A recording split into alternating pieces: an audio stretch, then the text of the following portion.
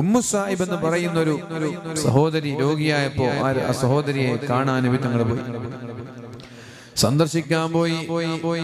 അപ്പൊ നബി തങ്ങൾ ചോദിച്ചു, മാലകിയ ഉമ്മ സായിബ് തുസഫ്സഫീൻ, എന്താ ഇങ്ങനെ പിറുപിറുക്കുന്നത്? അസുഖം വരുമ്പോൾ നിങ്ങൾ എന്താണ് ഇങ്ങനെ പിറുപിറുക്കുന്നത്, കുറ്റം പറയുന്നത്, എന്താണ് ഇങ്ങനെ വിറക്കുന്നത്? തുസഫ്സഫീൻ, വിറക്കുന്നത് എന്താ? എന്തുകൊണ്ട് ഇങ്ങനെ വിറക്കുന്നത്? നല്ലോണം പനി വന്നാല് പിടിച്ചിരിക്കാൻ കഴിയില്ല, അല്ല പറയണ്ടാകും. നമ്മൾ ഉസ്താദിന് പനിയാ, അത്തി ഉസ്താദിന് ഇന്നൊന്നും ഭക്ഷണം കഴിച്ചിട്ടില്ല, പനി കാരണം 4 ദിവസമായിട്ട് പനി എന്നാ പറഞ്ഞു. തിന്നാൻ കഴിയില്ല, കുടിക്കാൻ കഴിയില്ല. എല്ലാ അസുഖവും ഗൗരവമുള്ളത് തന്നെ, ഒരസുഖവും നമ്മൾ ചെറുതായി കാണില്ല. എന്നിട്ട് നബി തങ്ങളോട് ഉമ്മു സായിബ് എന്നവർ പറഞ്ഞു, അൽഹുമ്മ ലാ ബാറകല്ലാഹു ഫീഹാ, ഒരു ചത്തപ്പനി. എന്താ പറയുന്നത്? ഒരു ചത്തപ്പനി. ദേഷ്യം വരുമ്പോ പറയില്ലേ ശവം, ഷിറ്റ് എന്നൊക്കെ പറയില്ലേ? അതേപോലെ ഒരു ചത്തപ്പനി, ഹലാക്കിന്റെ പനി.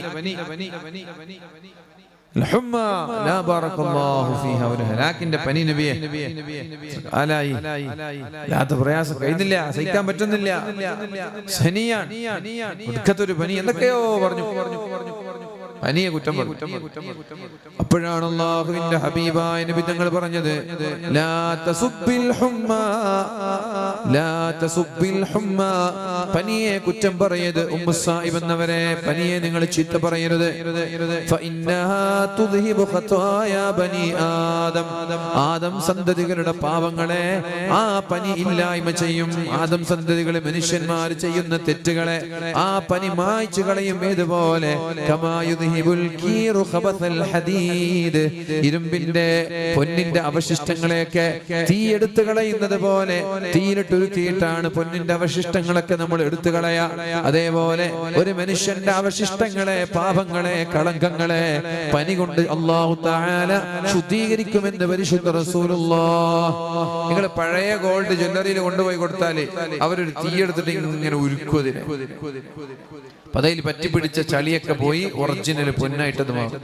തീ കൊണ്ടതിനെ ഉരുക്കും. എന്തിനാണ്? ഒറിജിനൽ പൊന്ന് കിട്ടാൻ വേണ്ടിയിട്ട്, അതിലുള്ള കച്ചറകളൊക്കെ പോകാനാണ്. ഇതേപോലെയാണ് പനി.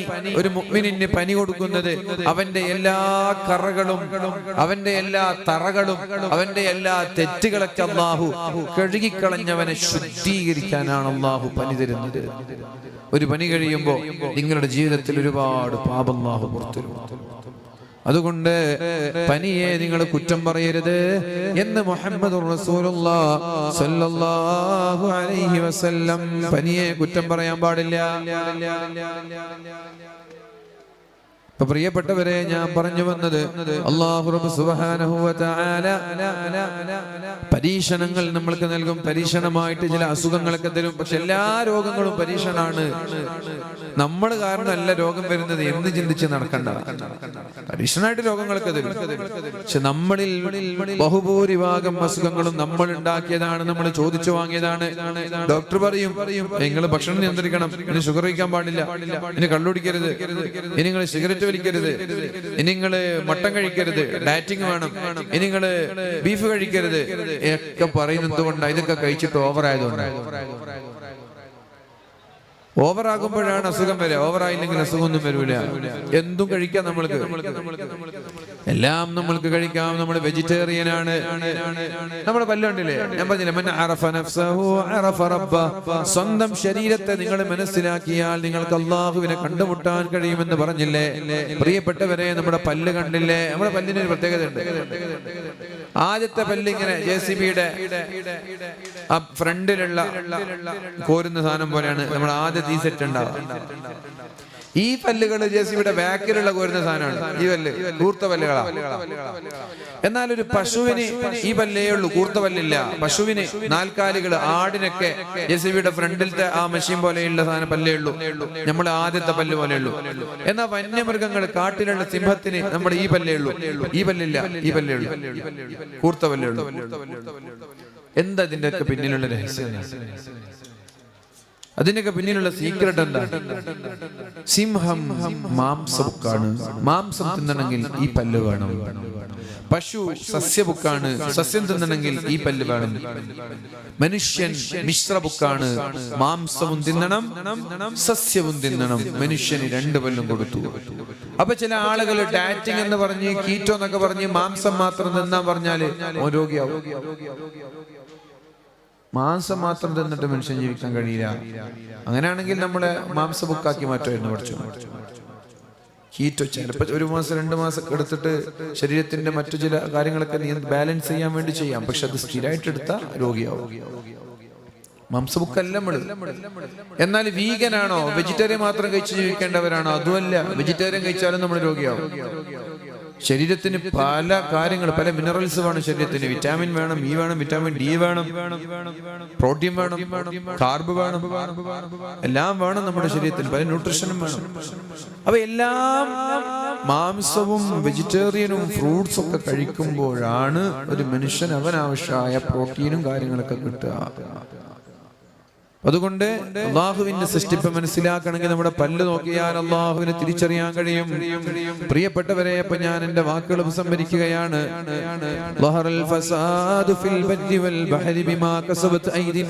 എന്ന ആയത്തെപ്പോഴും ഓർമ്മയുണ്ടാവുക. നമ്മൾ രോഗിയാകുന്നത് നമ്മൾ ചെയ്യുന്ന തെറ്റ് കാരണത്താലാണ്, അശ്രദ്ധ കാരണത്താലാണ്. രാത്രിയായാൽ വേഗം കിടന്നുറങ്ങണം. ഒരു 10:30 മണിയാകുമ്പോ കിടന്നുറങ്ങണം. രാത്രിയുടെ ഉറക്കിനെ കോമ്പൻസേറ്റ് ചെയ്യാൻ രാവിലെ ഉറക്ക് മതിയാവൂല. എത്ര ഉറങ്ങിയാലും അത് മതിയാവൂല. രാത്രിത്തെ ഉറക്ക് ആ ഉറക്കന്നെ. ആ സമയത്താണ് നമ്മളിൽ പലരും ഉറങ്ങാതെ റോന്ത് ചുറ്റുന്നത്. കുറുക്കന്മാരെ പണി, ശുനകന്മാരെ പണി. രാത്രി ഉറങ്ങാതിരിക്കുന്നത് ശുനകന്മാരും കുറുക്കന്മാരൊക്കെയാണ്. നമ്മൾ കുറുക്കനല്ല, ശുനകനല്ല, മനുഷ്യനാണ്. രാത്രി നിങ്ങൾക്ക് മൂടി പുതച്ചുറങ്ങാനാണ് അല്ലാഹു തന്നത്. ആ സമയത്ത് ഉറങ്ങാതെ രാവിലെയാണ് ജോലിക്ക് പോവേണ്ടത്. അങ്ങനെ രാത്രി ഉറങ്ങാതെ രാവിലെ നിങ്ങൾ ഉറങ്ങാൻ തുടങ്ങിയാൽ എല്ലാം പലട്ടായി മാറും, ഉൾട്ടയാകും, എല്ലാം വിപരീതാകും. പ്രശ്നങ്ങൾ ഉണ്ടാകും, അസുഖങ്ങൾ വരും, രോഗിയാകും. സൂക്ഷിക്കുക. പ്രിയപ്പെട്ടവരെ, ഞാൻ എന്റെ വാക്കുകൾ ഉപസംഹരിക്കാം. അല്ലാഹു റബ്ബ് സുബ്ഹാനഹു വ തആല മാരകമായ രോഗങ്ങളിൽ നിന്ന് നമ്മളെ കാക്കട്ടെ. ഈ പറഞ്ഞതൊക്കെ ഭക്ഷണം നിയന്ത്രിച്ചാൽ മാത്രം രോഗം വരാതിരിക്കൊന്നുമില്ല. അതിന്റെ കൂടെ ദുആ കൂടി ജീവിതത്തിൽ പതിവാക്കുക, പ്രാർത്ഥന നടത്തുക. اللهم عافني في بدني، اللهم عافني في سمعي، اللهم عافني في بدني، لا إله إلا أنت، اللهم إني أعوذ بك من الكفر والفقر، اللهم إني أعوذ بك من عذاب القبر، لا إله إلا أنت. دعاء ജീവിതത്തിൽ പതിവാക്കുക. ഒന്നുകൂടി പറഞ്ഞാല് ആഫിനി ഫീ ബസരി സംഇ, എന്റെ ചെവി മരിക്കുന്നത് വരെ ആരോഗ്യം തരണം. ആഫിനി ഫീ ബസരി, എന്റെ കണ്ണിന് മരിക്കുന്നത് വരെ ആരോഗ്യം തരണം. ആഫിനി ഫീ ബദനി, എന്റെ ശരീരം ബോഡി മൊത്തം മരിക്കുന്നത് വരെ ആരോഗ്യം തരണം. ഈ ദുആ എപ്പോഴും ദുആക്കുക 5 നേരം നിസ്കാരശേഷം. പിന്നൊരു ദുആ ഉണ്ട്, അല്ലാഹുമ്മ ഇന്നി അസ്അലുകൽ അഫ്വ വൽ ആഫിയത ഫിദ്ദീനി വദ്ദുനിയ വൽ ആഖിറ. പടച്ചോനെ, എനിക്ക് ദുനിയാവിലും ആഖിറത്തിലും മാപ്പ് തരണം അല്ലാഹ്, ആഫിയത്തിന് തരണം റബ്ബേ. അഫ്വും ആഫിയത്തും ദുനിയാവിലും ആഖിറത്തിലും തരണം റബ്ബേ. ഈ ദുആവും ചെയ്യും. അല്ലാഹുമ്മ ഇന്നി അസ്അലുകൽ അഫ്വ വൽ ആഫിയത ഫിദ്ദുനിയ വൽ ആഖിറ. ദുനിയാവിലും ആഖിറത്തിലും മാപ്പും തരണം, ആഫിയത്തും തരണം. ഈ ദുആവും ചെയ്യാം. പിന്നൊരു ദുആ അവസാനത്തത്, അല്ലാഹുമ്മ ഇന്നി അഊദു ബിക മിൻ സവാലി നിഅമതിക വതഹവ്വുലി ആഫിയതിക വഫുജാഅതി നിഖമതിക വജമീഇ സഖതിക. അല്ലാഹുവേ, നീ തന്ന നിഅമത്ത് മരണം വരെ നിലനിർത്തണം. നീ തന്ന ആഫിയത്ത്, ആരോഗ്യം മരണം വരെ നിലനിർത്തണം. പെട്ടെന്നുള്ള അപകടങ്ങളിൽ നിന്ന്, മാരകമായ രോഗങ്ങളിൽ നിന്ന് എന്നെ കാക്കണം. ഈ ദുആവും എപ്പോഴും ചെയ്യുക. ഈ 3 ദുആ ഓരോ 5 നേരത്തെ നിസ്കാര ശേഷം അറിഞ്ഞും അർത്ഥം മനസ്സിലാക്കി അല്ലാഹുവിനോട് ദുആ ചെയ്യണം. എങ്കിൽ അല്ലാഹു തആല നമ്മുടെ ആരോഗ്യം മരിക്കുന്നത് വരെ നിലനിർത്തും. അല്ലാഹു തആല പറഞ്ഞിട്ടുണ്ട്, സലുല്ലാഹൽ അഫ്വ വൽ ആഫിയ. നിങ്ങൾ അല്ലാഹുവിനോട് അഫ്വിനെ ചോദിക്കണേ, അല്ലാഹുവിനോട് ആരോഗ്യത്തെ ചോദിക്കണേ.